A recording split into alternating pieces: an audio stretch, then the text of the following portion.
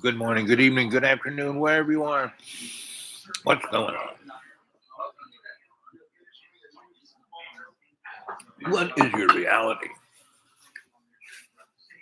We are in a multi-dimensional thing going on. That's why a lot of us are experiencing this. Well, I like driving in the snow. Where we go, where we go, where we go. Well, I like driving in the snow. This is Leroy, in case you didn't know. No. This is Mrs. Strudel. Boobada-dee-da-doodle. This is Mrs. Strudel. I don't have a poodle. I like driving away in snow. Where we go, where we go, where we go, where we go. I like driving along as I sing my Strudel song. I like cooking.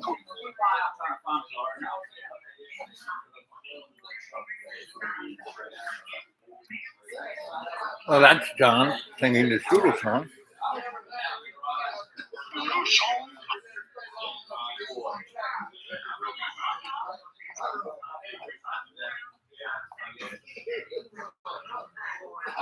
Well, I like driving in the snow.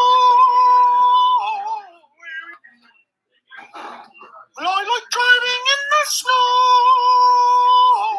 Where we go, where we go, where we go. Yeah. Well, I like driving in the snow. This is Leroy, in case you didn't know. No. No.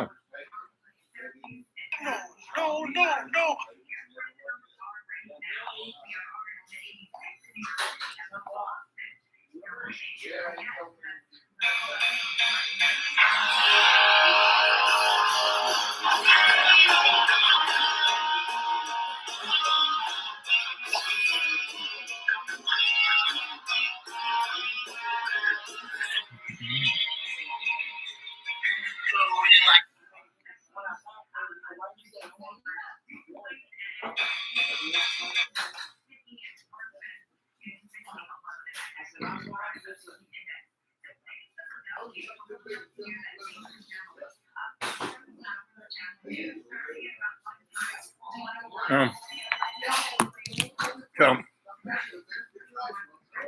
John is a good benchmark of what some people call reality. But we are, I live out in the woods, basically Cadillac camping, right? Really beautiful. But as the rich people move in around me, they have like, in my property, I'm surrounded by blackberry bushes and all kinds of stickers, right? They never saw a need to put up fences because nature has put them up for me. Right? They have guns and they are like, this guy just bought a brand new car and, or his mommy bought it for him. And he wrecked it. Right? And he said that he hit a bear. And I said, so where's the bear? He said, oh no, the bear just jumped out on the road and he veered off. I said, oh. So he said, and I totaled the car. So I said, well, what's the insurance company paying?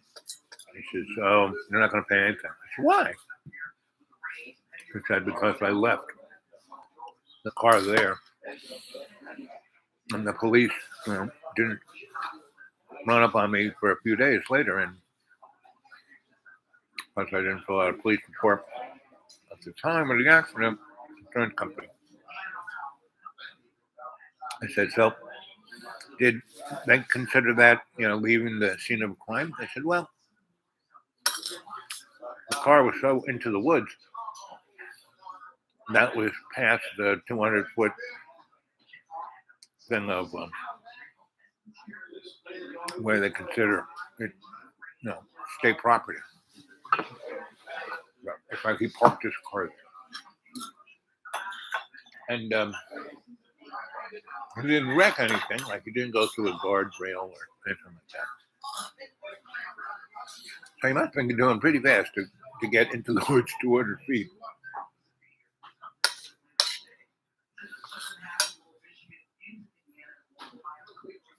So he's probably impaired in some way. Meaning, I can't even see. I drive the speed limit. I'm keeping an eye on what's going down the road. And that's the problem. We are not keeping an eye on what's down the road. And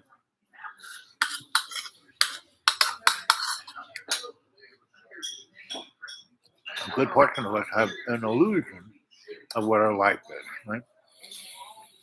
You want to be a movie star, a rock and roller, whatever.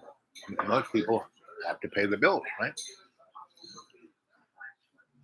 What are the bills? If you don't spend money you don't have any bills. I do not spend money I do not have. This breakfast cost me $6. I have $6. So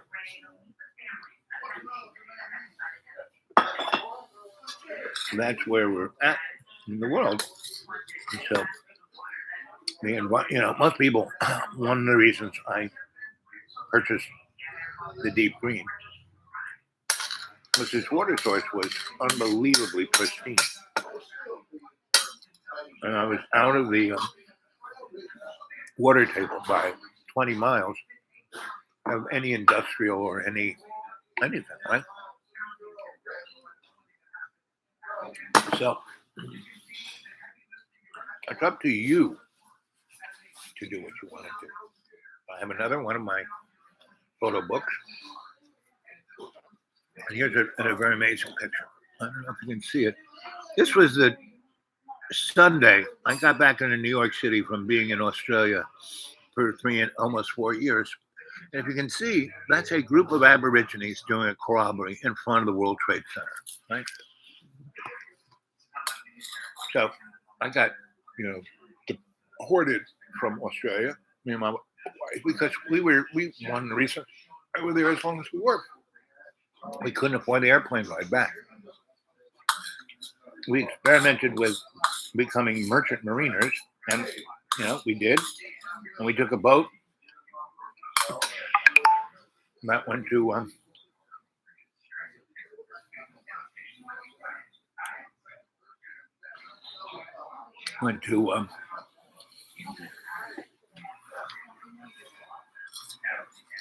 New Zealand, right? And it took us, because we were this, not a container ship, but a commercial boat. It was like a bus. We went to all these islands, dropping stuff off and people off. It took 2 weeks to get there. And my wife couldn't stand it. She was the only woman of the crew.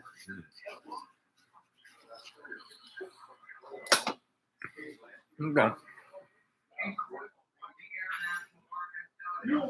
We stayed in New Zealand for a little bit, and then we ran into some friends who took us back to Australia. And I basically, in those 4 years, mostly worked for the government. And all the jobs I got, and all the things I did, I just handed it out. I guess. Now this guy he was a teacher at Cooper Union. He was he cast all of Richard Serra's work. This guy was the real artist.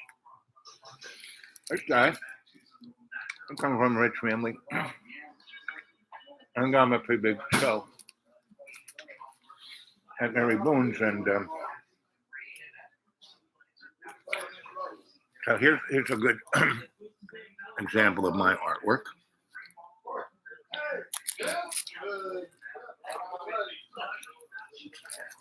And I worked one summer as an electrician, well, the electrician of this carnival. Right? Because everything is run by electricity, a big generator. Anyway, I was out in Long Island, and I had a electrical business, I had a contracting business, real estate business. I had a lot of businesses. One of my businesses was to stop Storm nuclear power plant. And I got the police involved, where I don't know if you know anything about civil disobedience, but when you do that, you have this thing called affinity. So everybody's watching everyone's back. Well, I made the police part of the affinity. We had 10 affinity groups with like 10 people in. And when they were doing civil disobedience, each group had their own policeman. I knew everyone by their name, and everyone worked together. And we did what the civil disobedience was about, stopping the business as usual by the corporation for that day. And the big banks, J.P. Morgan, Deutsche Bank had, power and money behind this. They didn't care if it was going to blow up and kill everyone. They just wanted their billions of dollars. And they owned,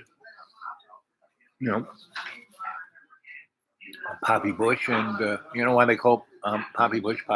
Because he was one of the largest distributors of heroin in the world. And that's why he had all those oil platforms around the world. Zapata oil. I mean, who was Zapata but, a criminal? One man's criminal is another man's freedom fighter. Here we are, 12 minutes and 41 seconds. Good morning, good evening, good afternoon, and welcome to Dreamy Dreamland with your Sensei Alba. Me, right? You're Griot, here to tell you a story. And, so I love this property because the water is amazingly pure, still is. And it comes from a well. So I have a well that everyone kind of shares, but there's only 3 people of the 40 people who could be sharing it, but they don't because there's nobody there. I was the only guy there for 18 years, right? So that big, beautiful well was all for me, right? And it's so big, and it's on top of a hill that the water pressure is like 200 psi. Most houses is about 30. So it would blow my pipes out. I had a real bathroom and kitchen, and with a faucet and everything, but they were designed to withstand at 30 psi, not 200. So they would. So I had to go to a more simple garden hose system, and if it blows out, I can put tape on it. If that don't work, I bought a bunch of hoses back in the day when 50-foot medium duty hose was only $19. Now it's $100. And I bought about 300 feet of 1-inch PVC pipe. So there's the well. And then there's the old well that the farmer had that's still there and still good, and it's an artesian well. So it gurgles water out all the time. So my second source. And my third source was a spring. And my fourth source is I collect water off my roof into 2 big 70-gallon tanks, right? And I have them up in the air. So if everything goes, I still have water pressure to fill up my toilet and flush the toilet. So I got it. So, but it takes, one thing isn't working, I switch to another thing and this and that. And this week, from Thursday till yesterday, I just, a friend of mine dropped. I made a deal with one of the neighbors who, destroyed the road and did all kinds of things, and I took care of it, and he never did anything. And he said, "Oh, I'll mow your lawn." Well, he's not mowed lawn. He has excuses, but he's the same guy who almost, I wrecked because I hit a bear, but he didn't hit a bear, and he ended 200 feet in the woods, and this guy is too much. Right? And he went yesterday with his kids to jump off the bridge. It's a big, tall bridge. It's like from the top, from where you jump off into the lake, there is, it's about 80 feet. That's a pretty big drop. So he went there to jump in the lake, right? And, kids around there do that. But if you jump off that lake in the wrong place, you got a whole bunch of rocks down there. It's not, the difference is about 10 feet one way or the other. Where you're going to kill yourself on the rocks that are 5-6 feet in the water, or go into where it's deep, about 40 feet deep. And down there are all kinds of things. If you went all the way down, because they flooded out of town there, all kinds of things on there, cars and houses and schools, and you go all the way down there. You could, get yourself snagged up. So anyway, I said, you better watch out.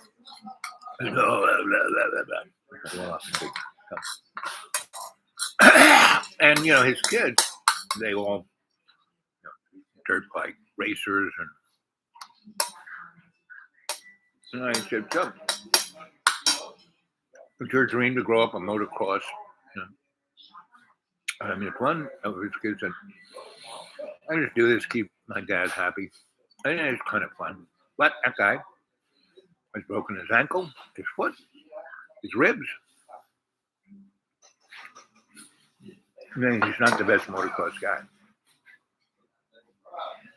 Driving that much on motorcycles, you gotta beat yourself up. His kid is like 10, And his sister, who's really good, she broke a collarbone and fingers.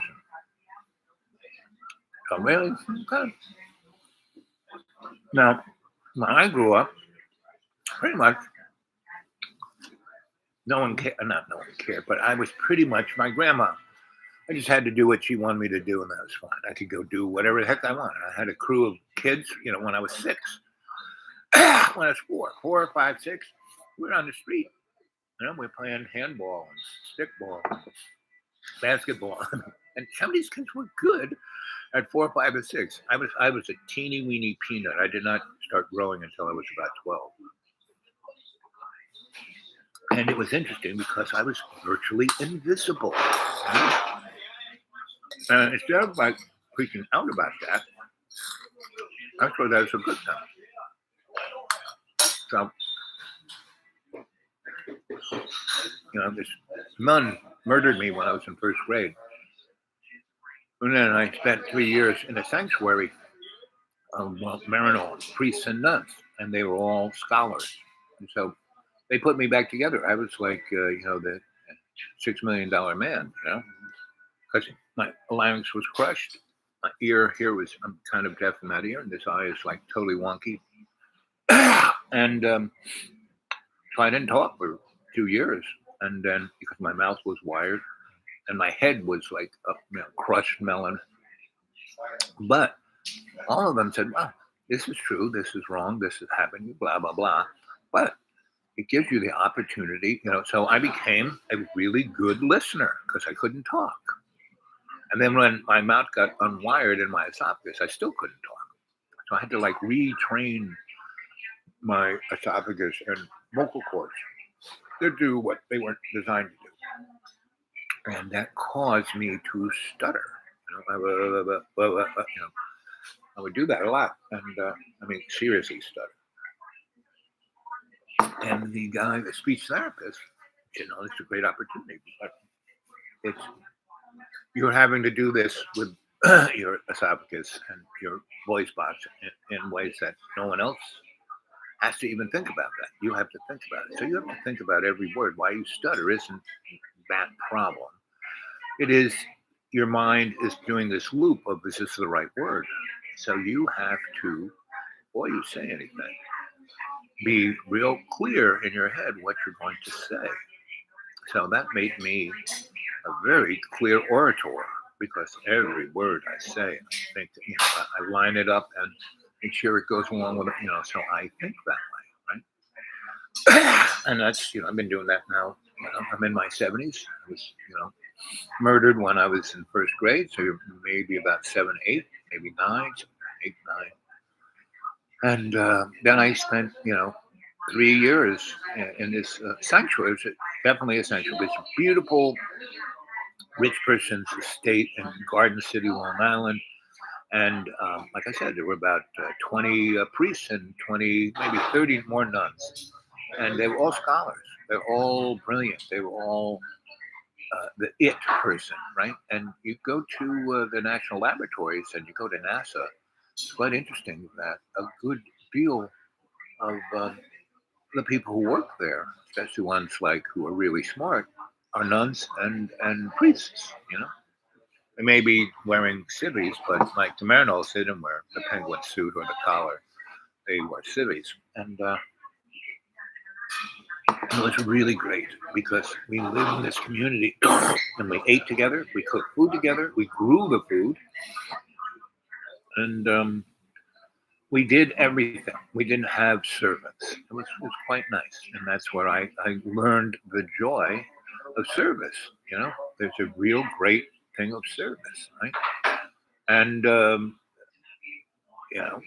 my parents were happy to have me there because I wasn't around them, right?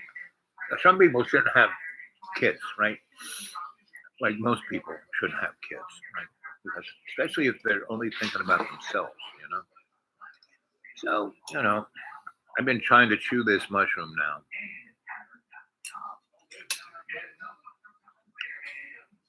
It just won't chew. And I have no teeth. So. And it's of a certain consistency where it's not cooked enough, where it'll just mush up. It's and I keep telling them, cook these vegetables really good. And they really don't, And the guy who's the guy's server, he's a nice guy, but he'll take my order and there'll be nobody here.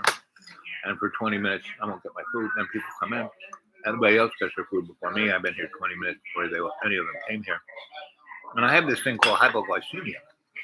It's like the opposite of that. I have diabetes and hypoglycemia. And so I have to keep my blood sugar at it, right? And so in the morning, I don't really eat anything for the first 2 hours or so. I get my body into homeostasis. But then I need to eat. And if I come here and, sometimes, I'll sit here 40 minutes, right? You get what, and the lady owns it loves me. And so if I go in the kitchen and give the order, she'll whip it out right away. And then she'll give the guy a lot of guff. But he does what he wants to. He's that kind of person. Yeah, kind of like me. I mean, I get along with him, okay, but he's a trip. And there's Miss Fish. So there are a lot of you that I speak to on the phone, and I haven't been able to speak to anybody because I have no money. Therefore, I can't put money to energize my phone to work. And I have this one phone that I energized about a month ago because I do it. If you go 60 days without having service, they get rid of your phone number, and I don't want to get rid of that. So every 52 days, I re-energize my phone, but that one doesn't work unless I'm out here, and not even just out here, meaning only specific places, right? And so that's why I haven't talked to anyone, right? This phone, which kind of works out in the deep green, I haven't energized because I can't afford to have 2 phones anymore, right? And this one still has a few days left. But again,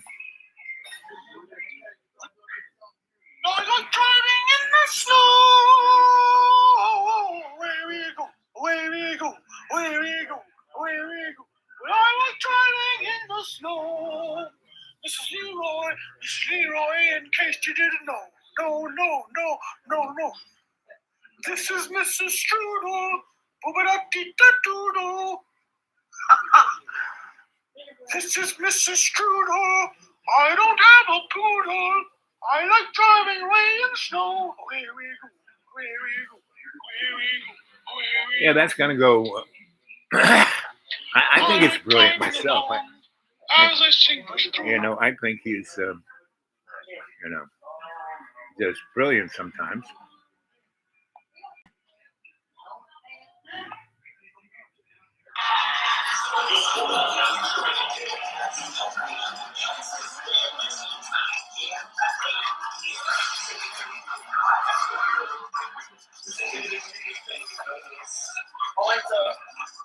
Next song.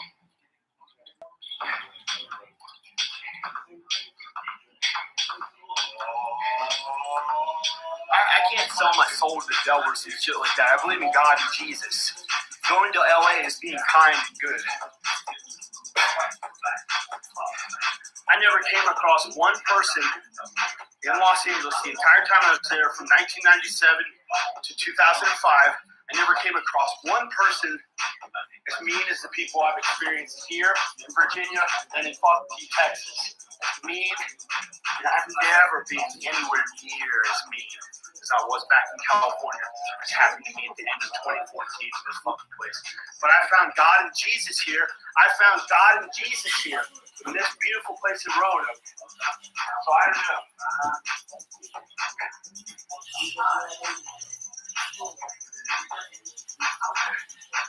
It never got as mean as it was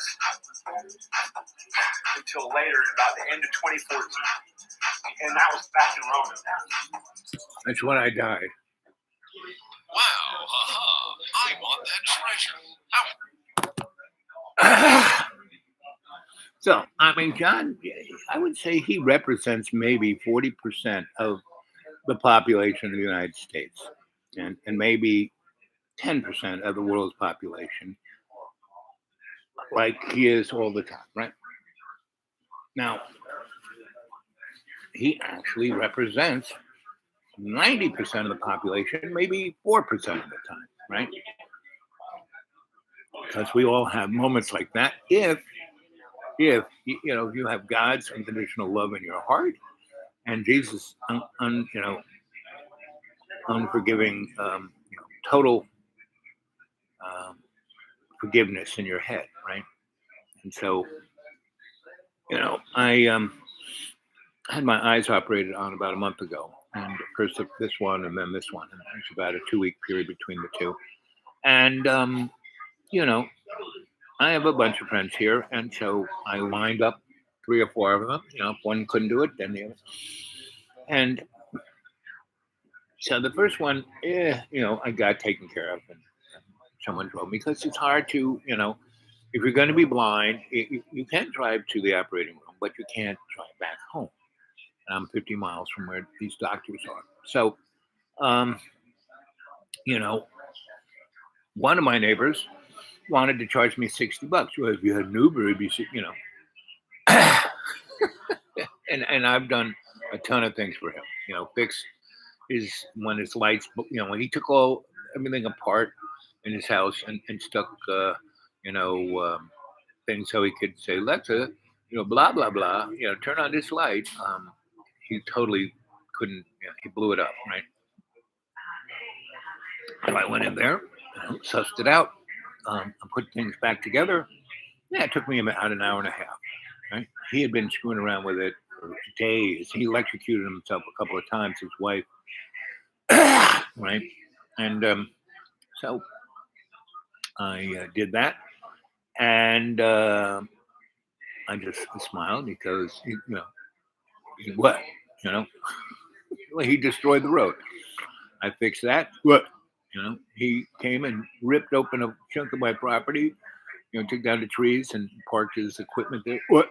Now virtually every time he did something like that, it turned out okay for me, meaning where he ripped out the property. I was thinking of clearing that anyway, but I didn't, I put it off for like 12 years, and he finally did it. You know? Then, when he tried to use it for his own good, it destroyed his equipment. Right? When he destroyed the road, he couldn't get out because his wheelbase of his vehicles, he's got these gigantic vehicles that have like, a 6-foot wheelbase. My vehicle has a 4-foot wheelbase. So he ripped off one side of the road, and, one side is the mountain, the other side's a cliff. I can go up and down it very nicely, but not him. Whee! So, and that's pretty much what everyone does. When you have the consciousness of all our relations, that you realize that it's not your life isn't about you, it's about the we and me, right? And this is Strudel. Yep. So, and when he said, "I don't have a noodle," he starts to laugh because everything is sex to John, right? Because he has none, and it's like.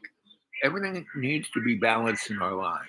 Sex has a place. It's there for reproduction and fun, right? So, this lady and I wasn't about reproduction. You did not mess with this lady. She was. I don't know if you watch the movies with Mr. Reeves, Mr. Matrix, when he's like the hitman for the high table, right? And the lady who is like the number one negotiator, right? Who has more power than, other than the people on the table, she basically says what goes. And that was this lady, right? And she loved coming out to visit me because no one knew who she was. She could just relax, and I lived right on the beach, right? So there's Richard Serra, pretty much famous, and I wired his space, and I became his buddy. He bought this old bank on the Bowery, and and so not only did I wire this thing, I was like cooking him dinner every night, and because he was, famous artist, and he didn't like crowds, right? People noticing who he was. And so this was, we took over 50 abandoned buildings and housed 500 homeless families, mommies and kids, not tweakers and drunks and guys shooting heroin, no. And we got them to fix their houses up, and I put legal electricity in, and so they basically, owned their own house. And that's why the Lower East Side is what it is, because 500 of these families, we started our own bank, started our own schools, grew our own food. Today, all the public schools in New York have organic vegetables grown on site. We started that, right? And this here was just a little party I had because of Iran-Contra. No one knew this was going on in the 80s when Ronald Reagan, in the early years. And, we were starting wars down there, all dealing with cocaine, right? And drugs and terrorism across the board. I mean, Al-Qaeda and guys like that were being funded by the Iran-Contra thing. And that's when, when it came out that Ollie North was running all of this from the basement of the White House and not through Congress or any, State Department or anything, So we had these, rallies. We got no permits. We would just have that many people show up. That is Central Park, right? There's about 50,000 people there. And most of it is because we were housing a good deal of those 500 families were people who were coming from Central America, had no place to live, right? So I picked them up and we put them in these places, and they were hard workers. They cleaned things up. We built the buildings back up. And that's, that's something to be, not only proud about, that's, basically enabled me to do a lot of stuff because people said, wow, this guy really can do stuff, So, we had a TV show called Potato Wolf. Here's Manhattan, New York City cable, Manhattan Cable, and they had a public access. We were really the only guys on it. And when we started doing Potato Wolf, within a year, we had 7 million people watch our show every Thursday. You know, we started the term must-see TV, right? There's Mitch. There's his lovely wife. We were wrestling. And this is when we had the and here's Alan Moore. He's a prestigious scholar these days. And this guy was a Russian poet, Nobel laureate. These folks were also Russian immigrants. You know, this again was a period when a lot of Jewish Russian immigrants, not just Russians, not just Jews, but every flavor of Russian intellectuals coming to New York. So we had our own intellectual neighborhood. Right? Here's me. This is at there was a speakeasy on the backside of Chambers Street, and nobody had been in it for years. And I broke into the place, and we turned it into the Raccoon Lounge. And why we called it the Raccoon Lounge is when we broke in, it was like full of raccoons, not rats, raccoons, right? And so here's a show we did in a factory in Williamsburg, Brooklyn, and all the elite of the elite. And this lady is one of the Rockefeller tribe. And here's my sweetie from Ireland. We went to school at Trinity. And she loved being in the bathtub, you know.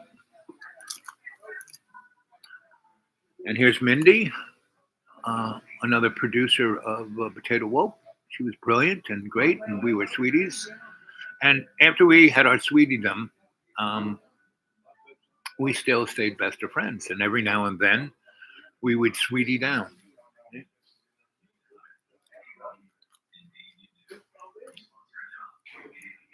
And this is when Mitch, we were having a production meeting, and this is how I could tell how it was going. She was my barometer, you know. She was a little frustrated. And this is George Feeney. He was one of the producers and line director of Nightline. So he was part of our crew.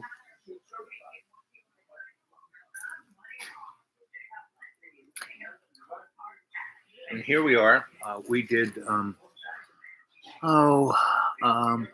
we took Jason the Argonauts and redid it to be after the Holocaust of nuclear war. And here we are, all turned into genetically engineered creatures. And here's Gracie.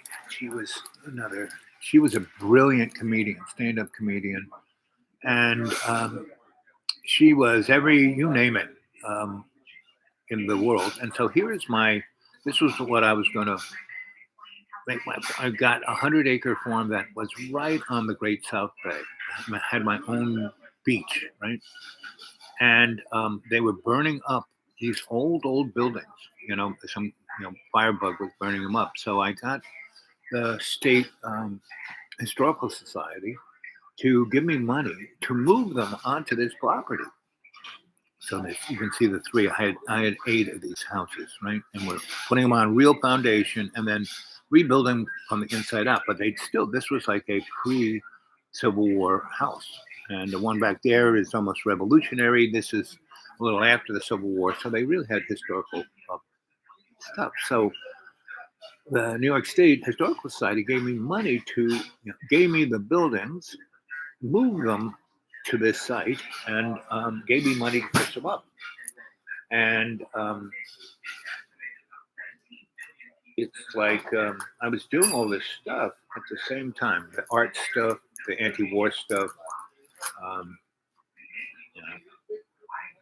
So here is Devo, boo boo boo boo boo, at the Raccoon Lounge, do do do do do.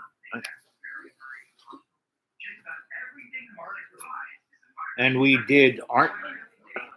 So our TV show, so Gracie was, the song, about, about news, this is in 1984. We were doing a show about, what year was Bieber picture? Like in the 80s. And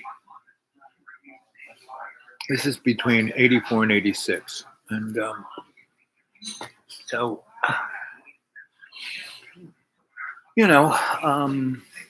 and that was like before they became famous, when they would be in the Raccoon Lounge, sharing the green room with the raccoons.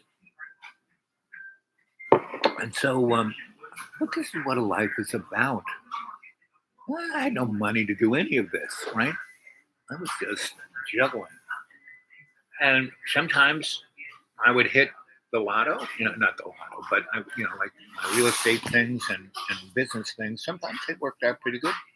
I wasn't like Donald Trump, I wasn't depending on failure, So anyway, boo, boo, boo, boo, boo.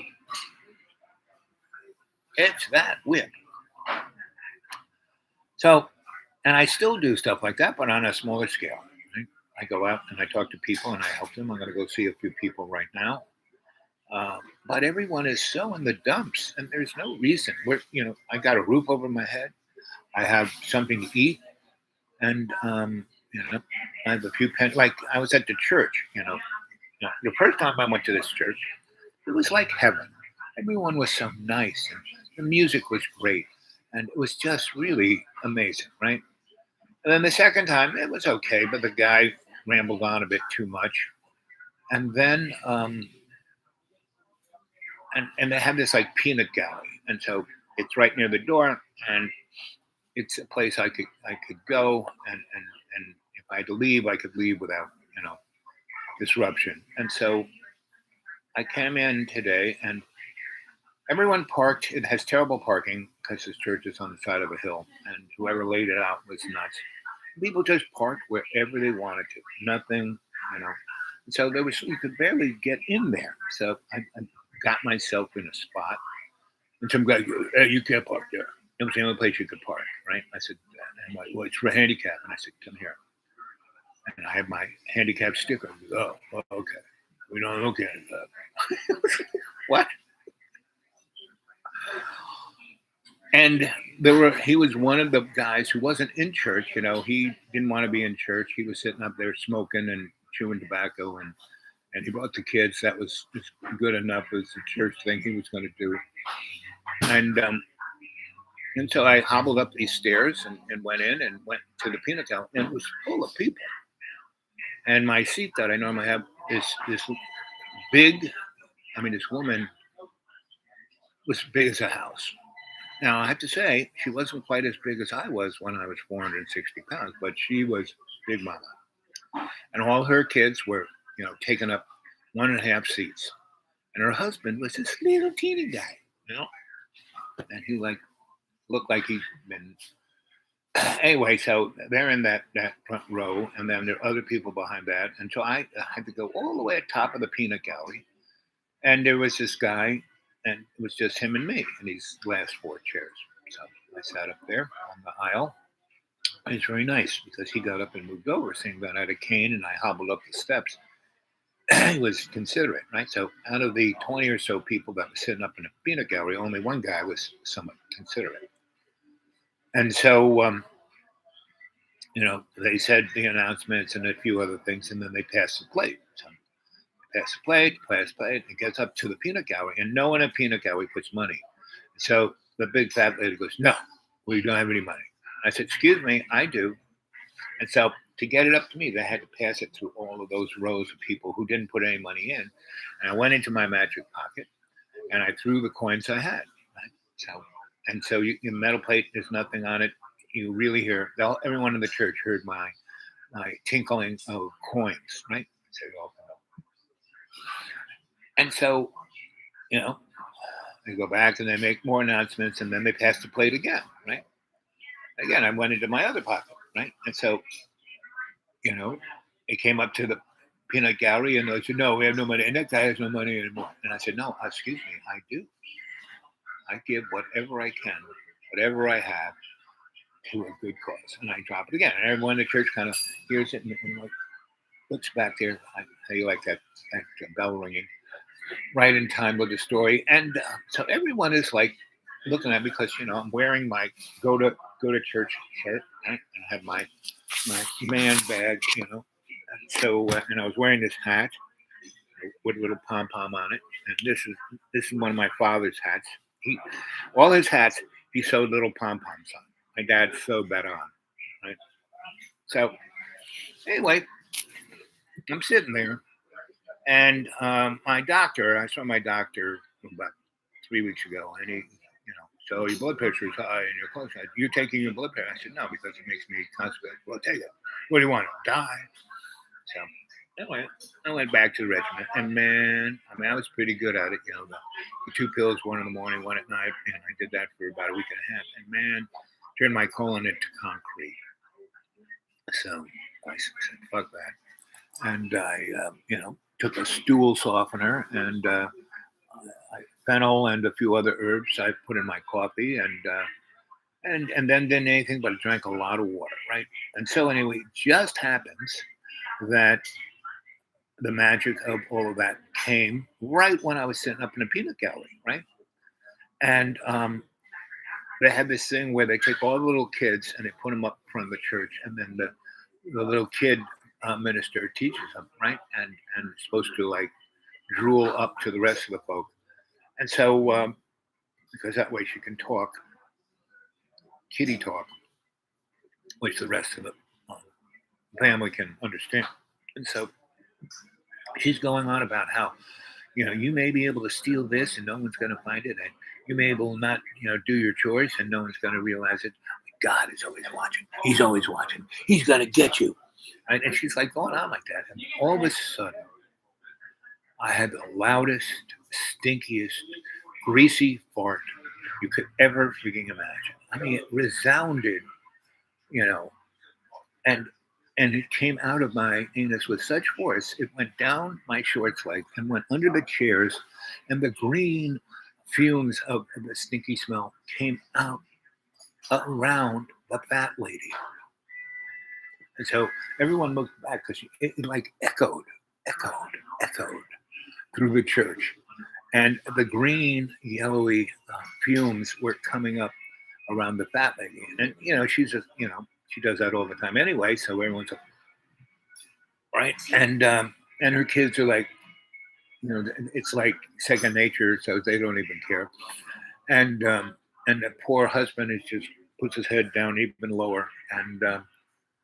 And I kind of get up and I kind of hobble down the steps of the peanut gallery to where, everyone can see me. I'm still above them. And I look back at her and give her this disdained look.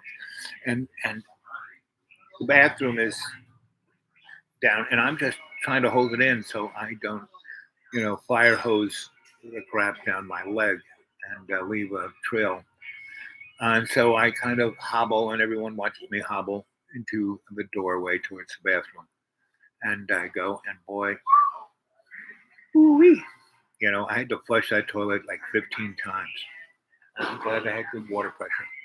And the septic wasn't clogged. Would have been, whew.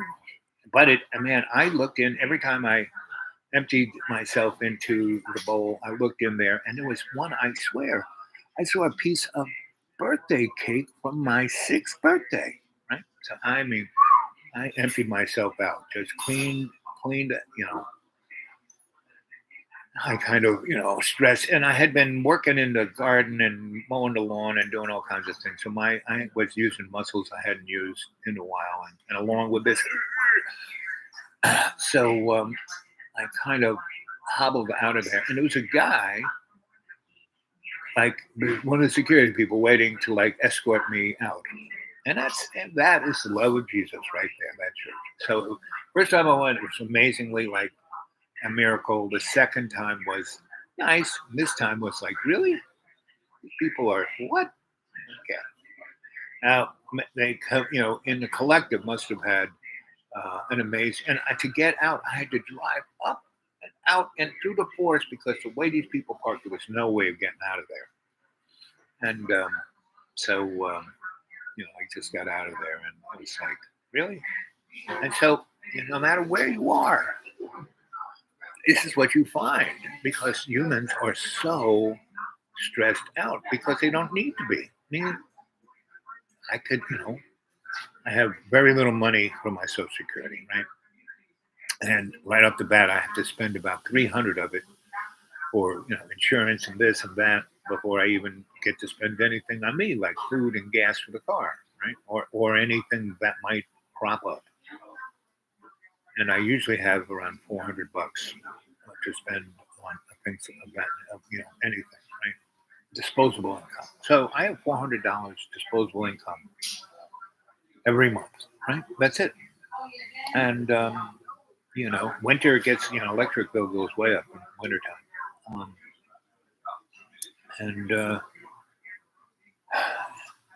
But I don't find any of that disheartening. I find it very, I wake up every morning and like this morning, in terrible pain. I mean, like most people, I worked in hospitals and I know what pain is. And I have that kind of pain. I have arthritis. I have my diabetes causes a lot of inflammation. I have a lot of issues, right? And not all my organs are working like they used to, right? And part of that, constipation was because some of my organs aren't working like they used to. So and I had no money for fennel. I bought some fennel and some other herbs, that work very nicely. And so this morning I woke up and my feet felt like they were blocks of wood, and my knees wouldn't work at all, and my hips were just screaming, and my back just. Ooh. So I sat, I lied down and meditated. The sun really, there was a little glow coming through the window, but I'm down in a holler, so the sun really wasn't up. It was probably maybe 7 in the morning. So I meditated from 7 to probably 6:30 till 7:45, right? And then I got up and set up my laptop and wrote this. Let's see if this works. So I'm writing my. I have a series. It's called X-Rated. XRATZTED. Right. That's the series. And this is book number 1, anthology, Death to Ego's Lie. It's nothing, right?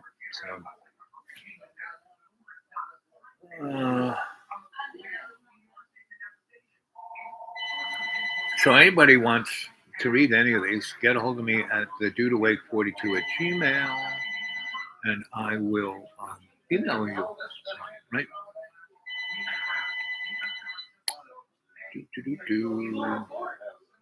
Okay.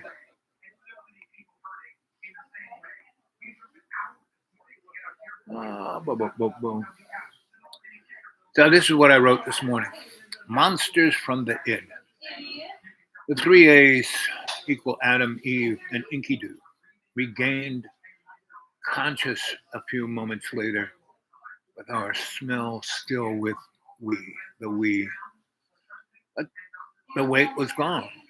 They couldn't move, for they found themselves splayed naked across a large granite marble quartz rock sparkling with thousands of gems and shiny baubles.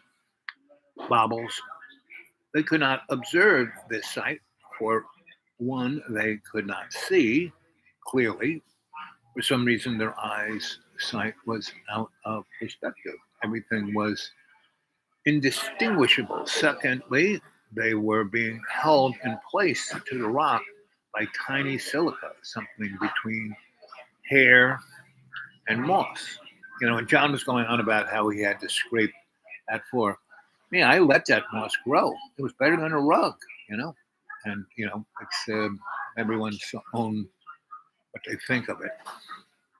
The flow of information, the flow of emotion coursing from somewhere else through the rock.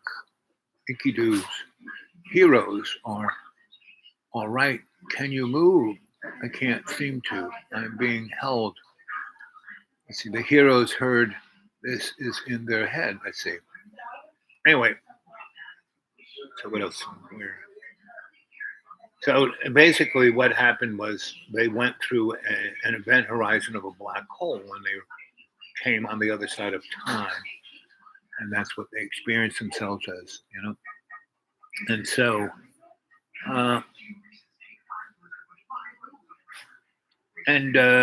okay, here's the next thing I wrote: the doorway to the grand spirit hallway of all our relations, 9 doors, work in progress. It is the comedy, tragedy plus timing, where diversity, the key to the 9 doors of resolution, seems to be null and void.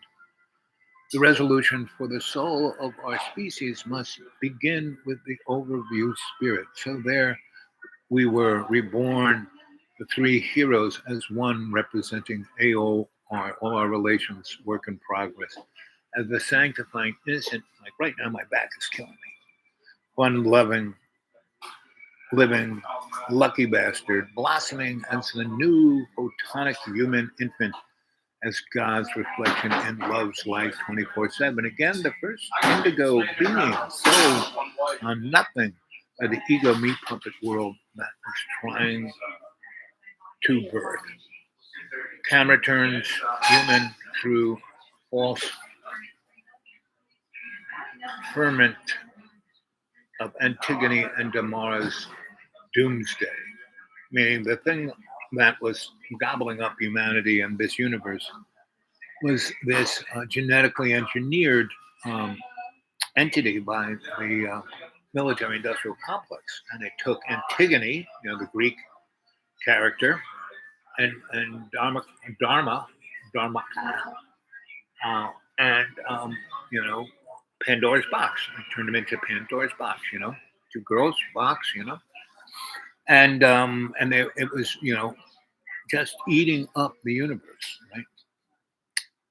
Mindfulness, what it is love's truth reality. That is Enkidu. That was the artificial intelligence that then was, you know, sort of walking through the black hole, was combined with Adam and Eve.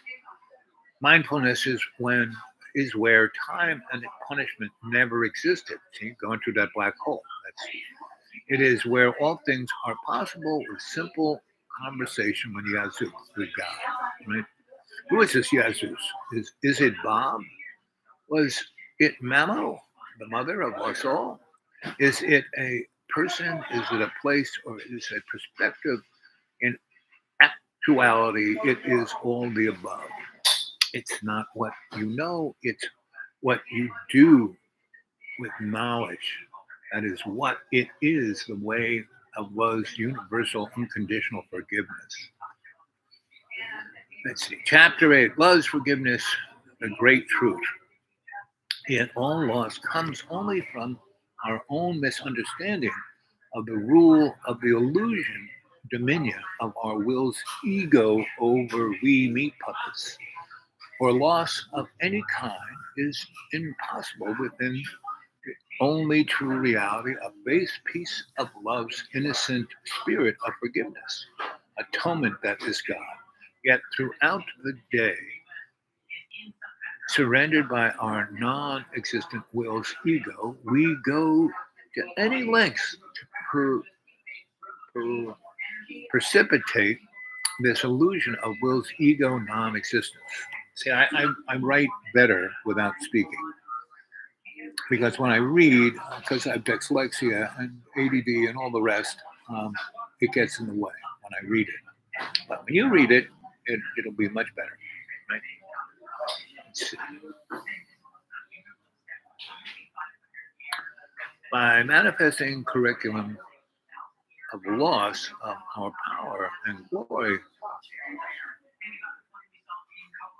And that's the manifestation of the material world.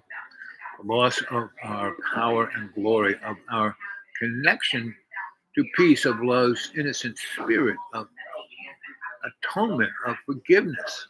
That is God within all our relations, faith of the work in progress. And the work in progress is what God called himself when he was talking to Moses as a burning bush. Moses said, "What are you? Who are you?" And the burning bush didn't say, "I am who I am." Only Popeye says that. He says, "I am a work in progress, and you are my reflection." Faith is our sacred heart's ability to exchange will's ego illusion for the experience of, and that's why God would always get so pissed off at humans, because it would look in the mirror and see itself and get upset. Faith is our gift to love's grace that is God's work in progress.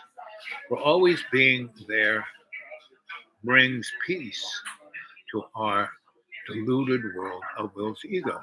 Grace that is God is not given to our body, but to our heart's spirit. Grace that is God's work in progress. Mindfulness is not something that is separate from all our relation spirit, but rather it is something in us, a work in progress something. And so, when we go look at this,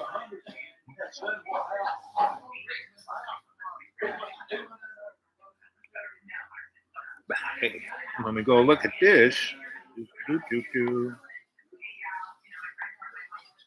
Can I get it?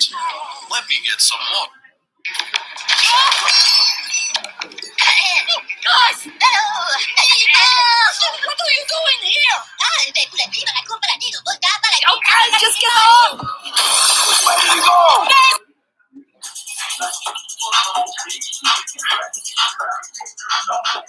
Alexa, next song.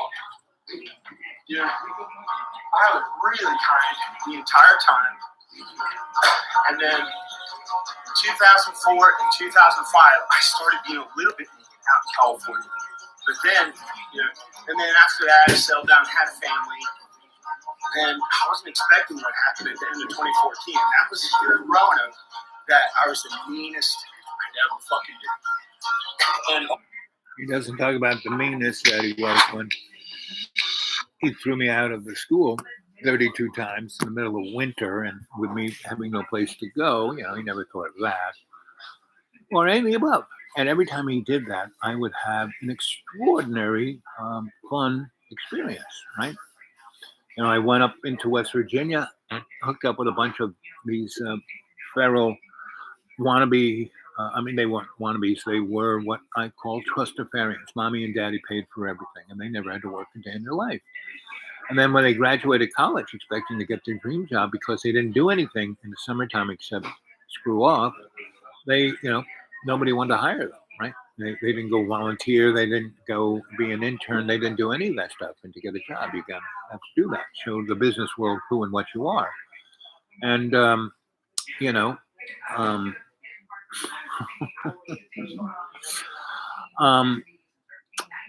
I met this, I was driving up to this town that I helped in 2005. It was wiped out by you've heard about all these floods in Kentucky, right? Well, these mountains of West Virginia, Kentucky, Virginia, Tennessee, all the Appalachia has this all the time. Because these folk are poor, and just the corporations of the coal companies came up and just environmentally destroyed their beautiful land. And in the 80s and 90s, they did mountaintop retrieval. They didn't dig into the mountains anymore. They just chopped off the top and scooped out the coal, and then left, right? And then that would turn into a gigantic, lake, and then it would blow out the side of the mountain, and this billion gallons of water would come rushing out and fly down whatever stream, lake, or pond without any rain and obliterate. It'd be like 20 inches of rain in 10 minutes. And so it was a town in West Virginia that got wiped out that way. It was a nice little town. And then, the instant, the coal guys, dug every bit of coal, they left, leaving, more than half the population figuring out what they were going to do. And then they had a big rainstorm. It blew out the side of a mountain and wiped out the town, took out the bridge, took out the utilities, but it was a nice, at its height, it was maybe a town of 5,000. It had water treatment, it had a sewer, had water lines, had gas, because there's a lot of gas up there. And that's where the fracking they're doing now. And so I went up there with this girl from this church. She was kind of fun and cute and kind of sparked with me. She goes, nobody wants to go away, but this town really needs some help. And so I put my tools in, our vehicle and went up there and basically sussed it out. Realized, wow, these guys actually were yes, they were on the grid, but they had their own generator, and a big diesel generator. And there was a guy there who was Mr. Motorhead. I said, can you get this diesel to work? And he played with it. And I found a number of gas wells that had gas. Gas was in the house. Gas was in the stove. Gas was in the furnace. Gas was in the hot water heater, right? So we put the gas into that diesel. It worked great. It worked better than diesel. And then,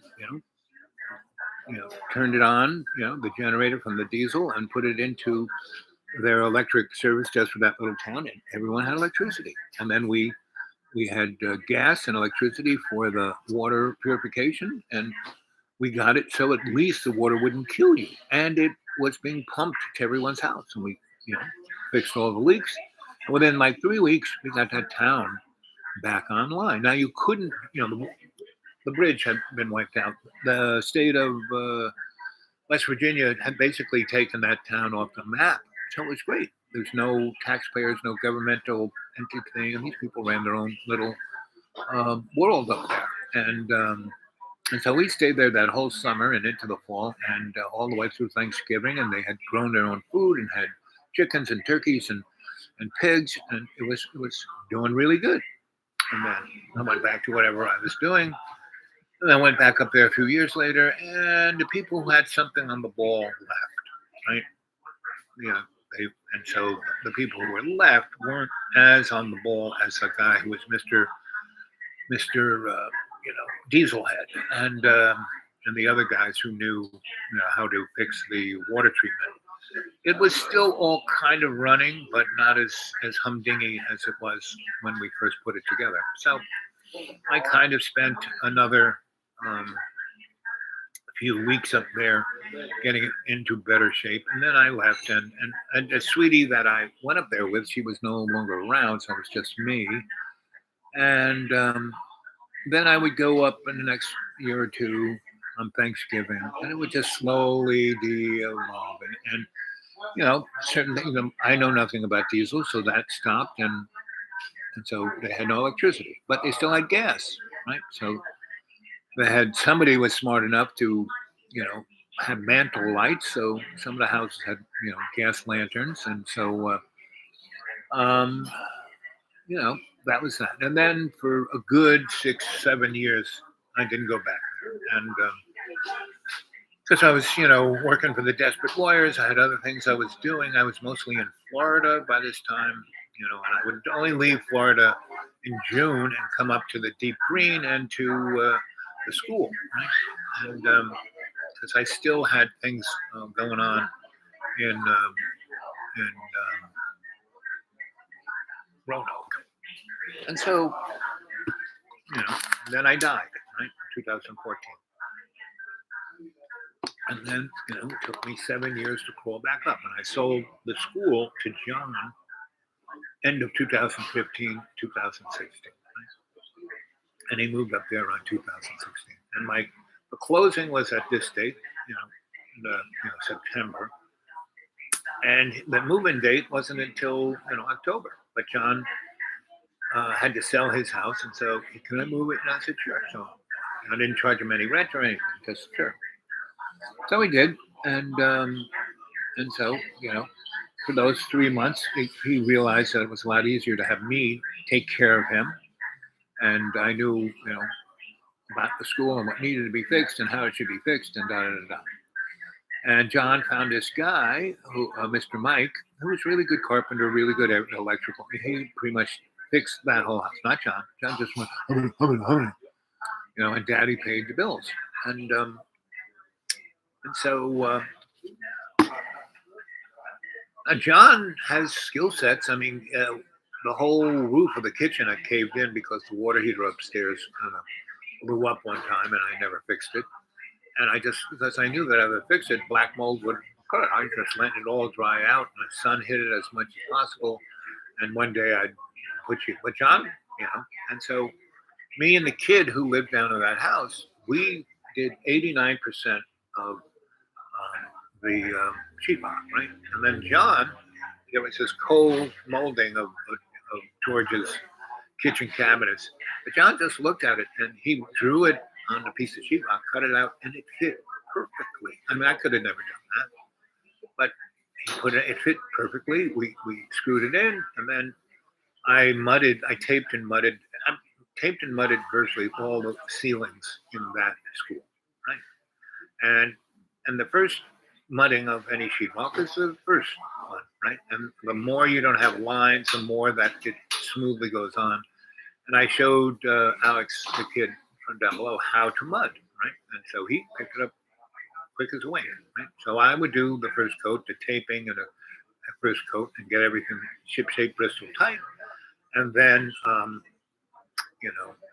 Alex would come back. And then I showed Alex that you don't have to sand, because if you sand sheetrock mud, it's like worse than breathing in razor blades. So what you do is you get they have these great sponges. You got it wet, you squeeze all the water out, and you just kind of do that, and the dry, whatever lines just disappear, right? Better than sanding. So that's how most of the middle floors ceilings were replaced. The ceilings upstairs where John lives, they were okay. They needed to be painted. He painted them. Not to say that John didn't do a lot of good work. He did, but he didn't do it all by himself, right? 89% of everything was done by other people, right? And John just was like, and getting upset. Then he right at the height when you really want the person to finish the job, he would freak out at their ability to finish things and throw them out, right? So, and that's why it cost like 4 times what it should have cost, because then he had to get somebody else in. Anyway. So, he's going to sell the place? I don't think so. Anyone coming up that road, it's basically 2 miles from County Road up to the school. And it's like basically a stream bed. And the last, half a mile is the worst.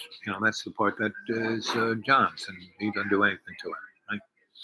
So, and he's destroyed 3 or 4 cars, not by accident, but just driving up and down that thing, right?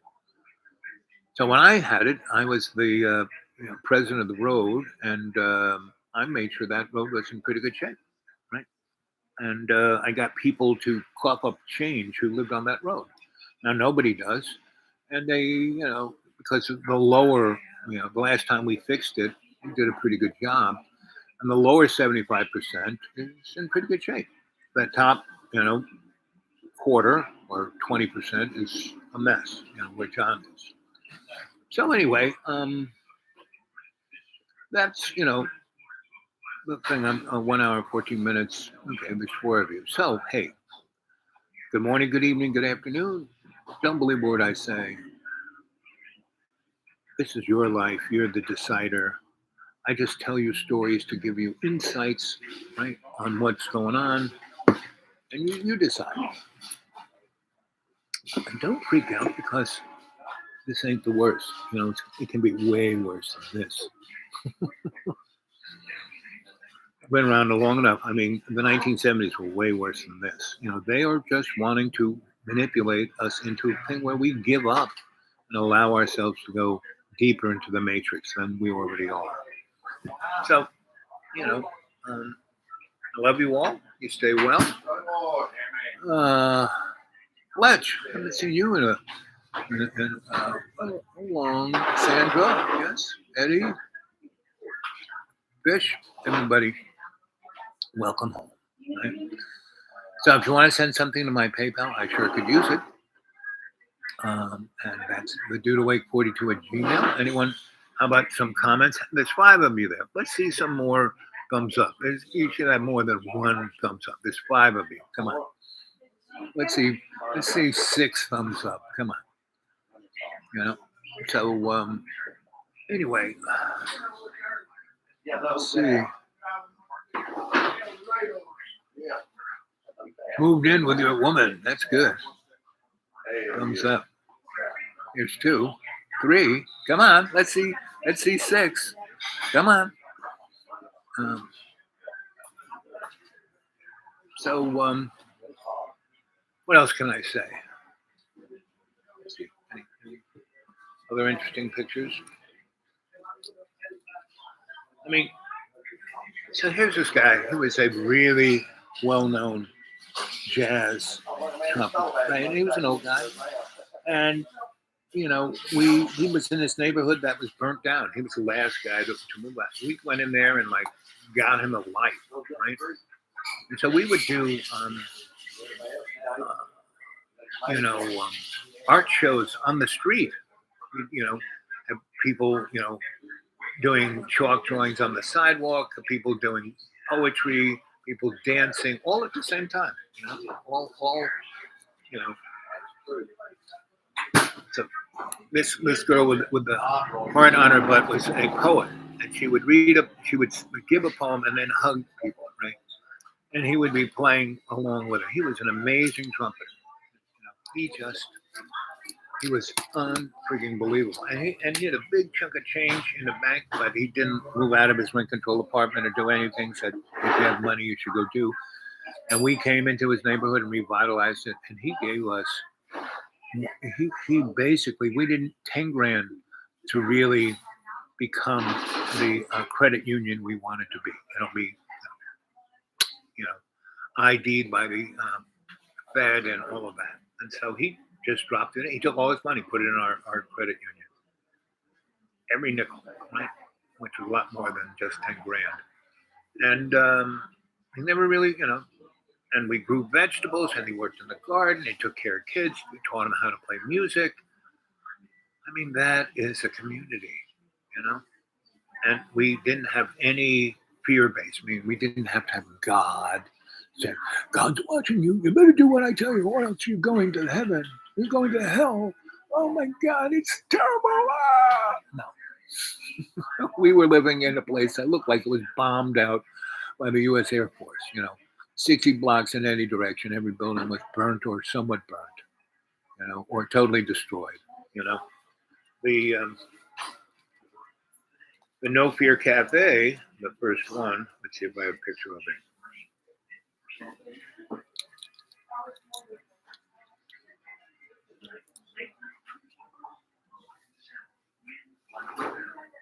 So there's the crowd at the here's the Devo guys. Here's the crowd, and this is in a totally bombed out building in downtown. People didn't even know it was here. They built stuff on top of it. We went into the alley, and I said, "Look at this. Where is this going?" And we dug down into it, and it was a speakeasy. So we unearthed it, and it was big space. Here we are, the gang of 9 or 12 or how many were. This is all the producers. And this guy, the guy in the middle with the jacket, he started MTV out of this, Money people came to him and said, so, hey, you guys do this show, Potato Whoop, and 7 million people watch it. Well, what else you want to do? We'll give you money, right? So he started MTV. In a little room, that we had 4 studios in MTV, and the 9 of us, 1, 2, 3, 4, 5, 6, 7, 8, 9 of us. We all were part of that, right? And we were collective. And so what was interesting at a certain point, and we were just doing it basically on cable, right? Once it got its thing, we pretty much all got bought out. And the guy with the glasses, he stayed as like the captain of the ship, but he got bought out too. So we all got for like I don't know how long I worked on that, maybe 5 months, if that. I was given a nice chunk of change. I did not complain. I didn't go, oh, I could have been a millionaire. No, I didn't stick around. But I did go to Sweden and live there for a year and travel the world. That was definitely worth it, right? And that's been my whole life. I've never been like, oh, I have to pay the bills. I mean, I pay the bills, whatever I have to pay, I pay, right? But that's not the main concern of my life. And having a family and being with that one woman. No, I've been with a lot of women. But every time I was with a woman, that was the only woman I was with. That's the only woman I thought about. That's the only person in my life that I was sharing that with, right? And that's me in my 40s. I'm looking pretty good for being in my 40s. I look happy,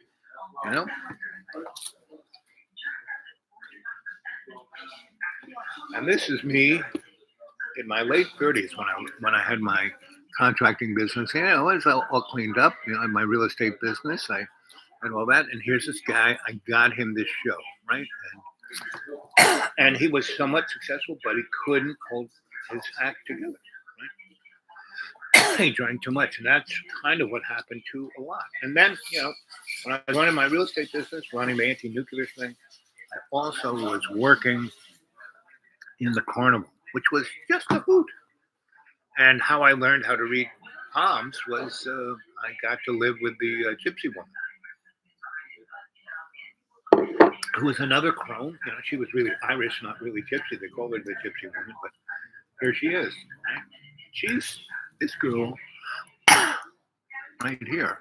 She's in her 50s in that picture.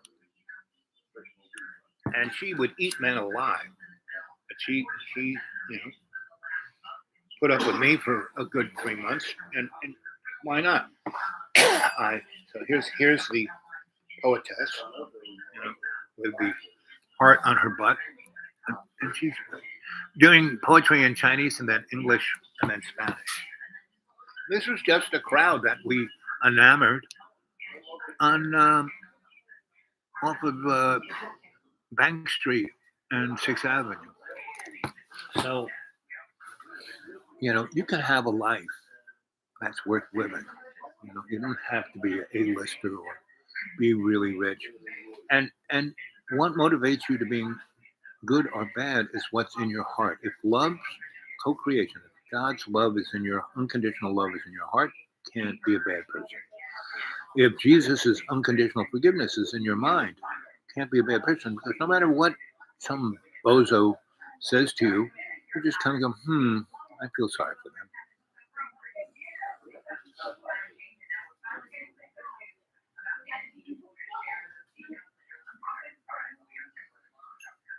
Well, booze is a hard thing to get around. It's an addiction, right? And you have to be committed. The 12 steps really works.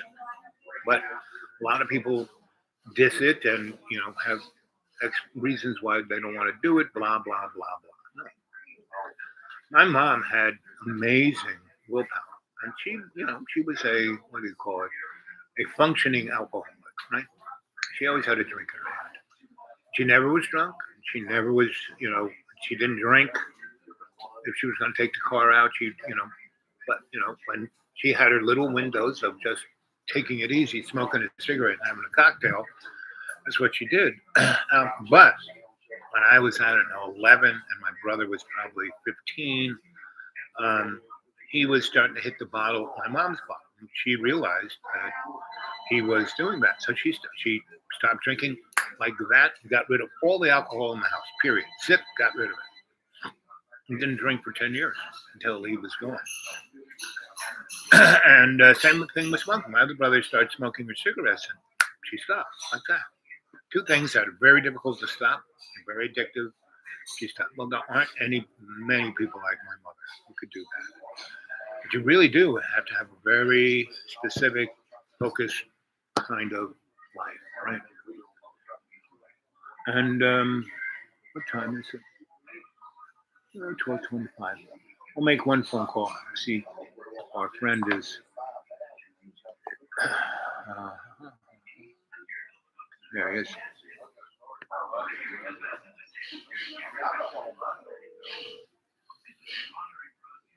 Yo, Hey, handsome, we're on the air. you're on the air? We're on the air. Let me put my pants on. Okay, Wait, but- oh, okay, it's not TV. Okay. You can be naked. What's the today's topic, big guy? Oh, having the life you want to have, not Well, I like that. I like you know, you be the decider, not the state, not the church, not your mother, not your parents, not your wife, but you. And why are you the better person? Why are you a good person?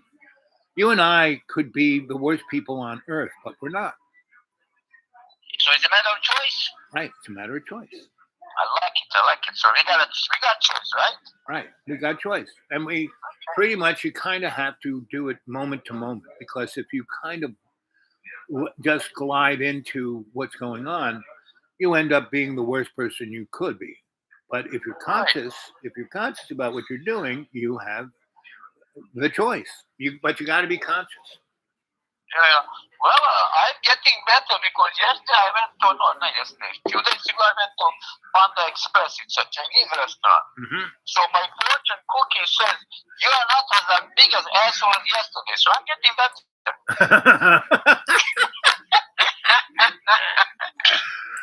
Well, you know, the thing about you is that we've known each other for years. What I love about you is you're constantly getting better.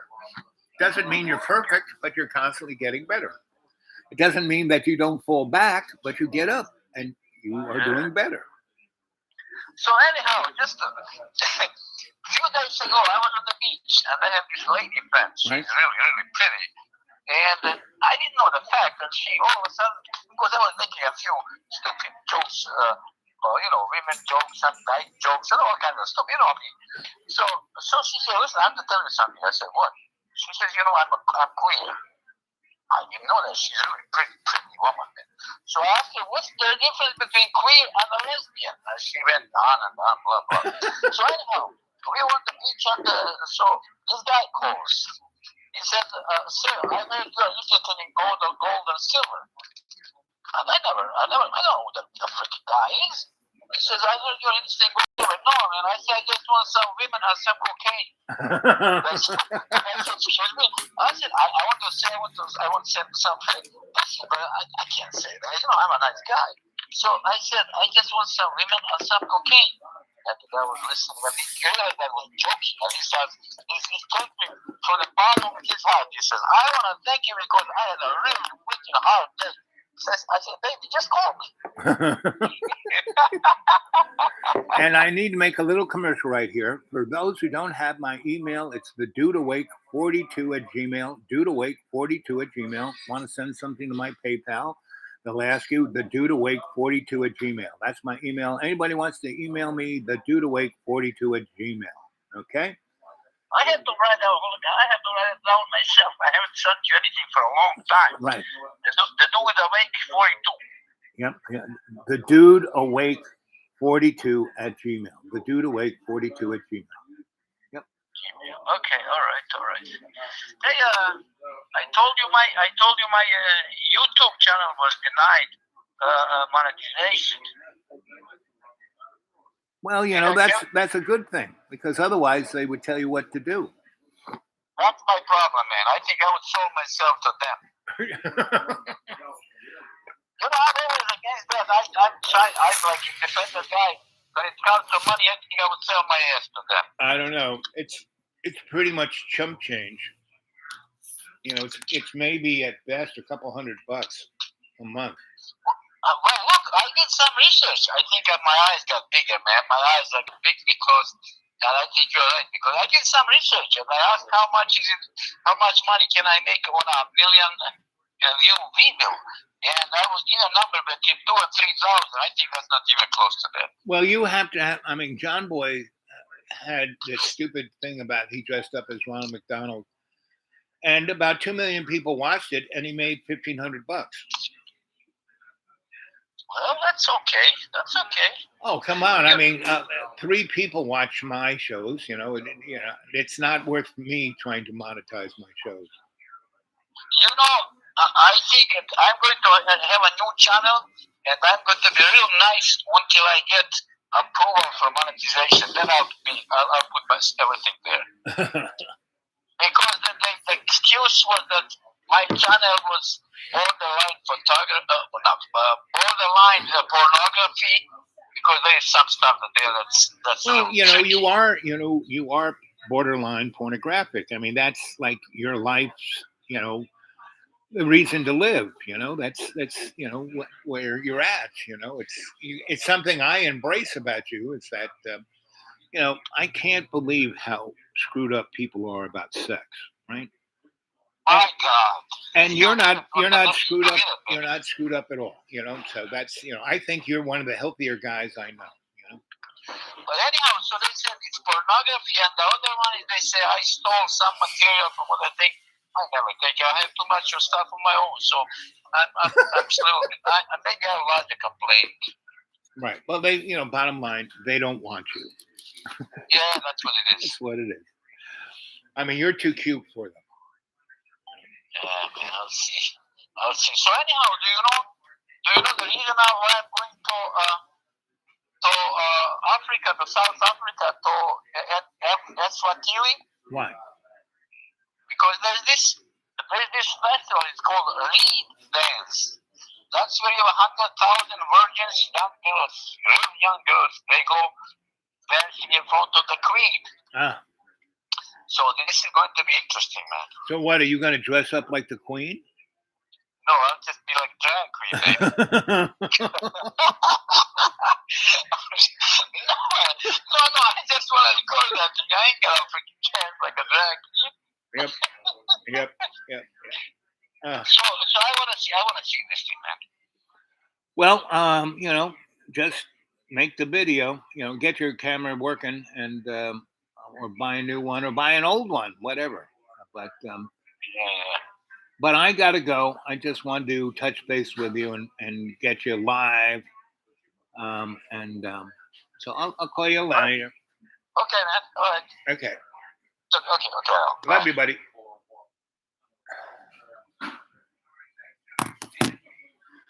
Well, that's the end of the show. 1 hour.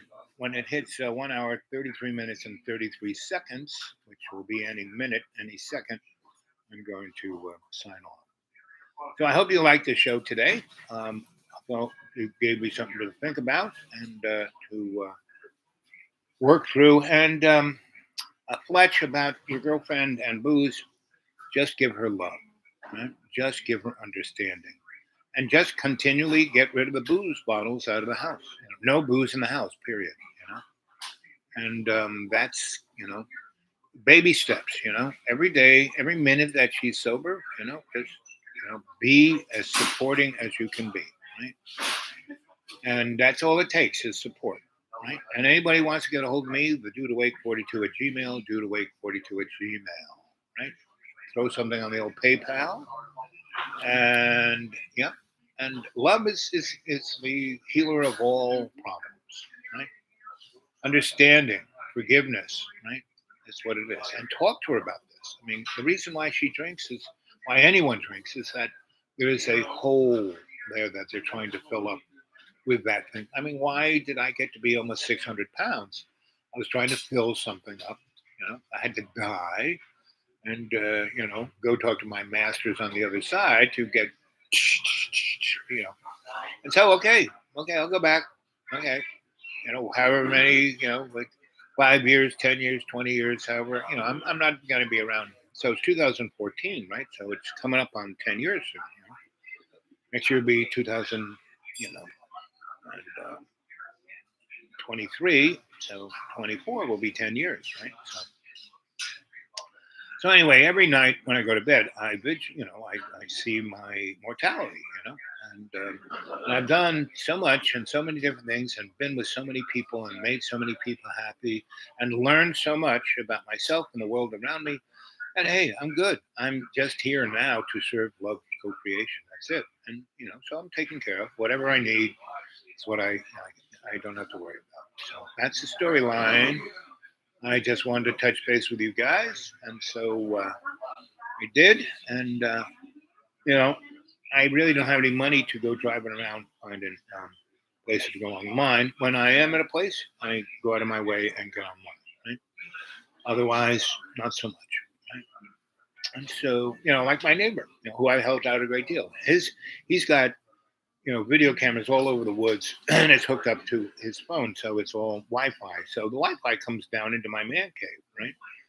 And I said, so hey, I got 10 bars of your Wi-Fi in my man cave. Why don't you give me the? I can't give you the password.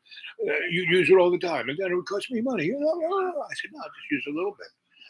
I can't do it. Really? And I always offered whenever he drives by and he talks to me, I said, "Oh, I should stop in here. I got something on, and very, very infrequently. But he sometimes, well, I am hungry and I was going to go get a McDonald's, so I'll save money. I'll eat and eat my food." But this is amazing. Every time he eats my food, he says, "But why don't you have, you serve it to in styrofoam cups?" I say, "You're going to buy McDonald's that comes in styrofoam."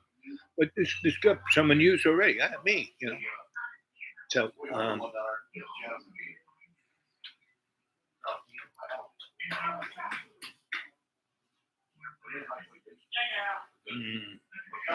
Yep. And Fletch, if you got a phone number, leave that and I'll give you a buzz when I can. I'm very limited to what phone and what email I can do, but at least sometime in a week I'll touch base with you. Okay. So I now have your email, and we'll go from there. So okay, guys, more thumbs up, more comments. Get other people to subscribe. And if you want to send something in the old PayPal, I would love it. Right? Then I'd be able to put gas in my car and drive, do more of these. Right? I love you guys. Okay. Catch you later.